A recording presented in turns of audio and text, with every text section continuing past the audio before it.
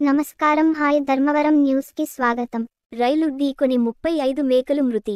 ధర్మవరం పట్టణం 26వ వార్డుకు చెందిన నారాయణప్ప బుధవారం తన 67 మేకలను 28వ వార్డు సమీపంలో మేతకు తీసుకువెళ్లినప్పుడు రైలు పట్టాలపై మేకలు వెళ్తుండగా రైలు ఢీకొనడంతో 35 మేకలు మృతి చెందాయి.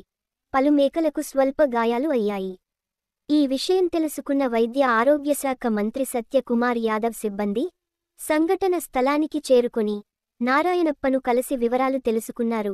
కలెక్టర్, రెవెన్యూ మరియు పశుసంవర్ధక శాఖ అధికారులతో మాట్లాడి బాధితుడికి తగిన పరిహారం ఇప్పిస్తామని భరోసా ఇచ్చారు. ధర్మవరం శ్మశాన వాటిక వైసీపీ ప్రభుత్వ హయాంలో పరిస్థితి అధ్వాన్నం. ధర్మవరం హిందూ శ్మశాన వాటికలో వైసీపీ ప్రభుత్వ హయాంలో పరిస్థితి అధ్వాన్నంగా ఉందని తెలుగుదేశం పార్టీ ఇన్ఛార్జి పరిటాల శ్రీరామ్ ఆరోపించారు. బుధవారం శ్మశాన వాటికను పరిశీలించిన ఆయన వర్షపు నీరు శ్మశాన వాటికలోకి చేరుతోందని, లింక్ డ్రైనేజ్ ద్వారా పరిష్కరిస్తామన్నారు. గత ప్రభుత్వ హయాంలో బర్నింగ్ మిషన్ పనులు నిలిపివేయడంతో ఆగ్రహం వ్యక్తం చేశారు.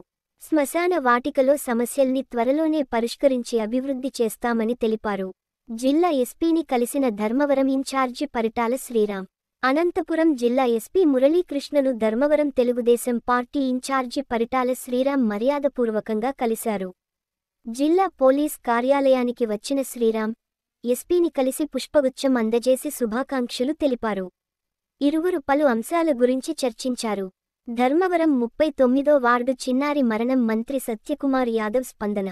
ధర్మవరం టౌన్ 39వ వార్డులో చిన్నారి దక్షిత తీవ్ర జ్వరంతో బాధపడుతూ బెంగళూరులోని ఆసుపత్రిలో చికిత్స పొందుతూ మరణించిన విషయం రాష్ట్ర మంత్రివర్యులు సత్యకుమార్ యాదవ్ గారు తెలుసుకున్నారు.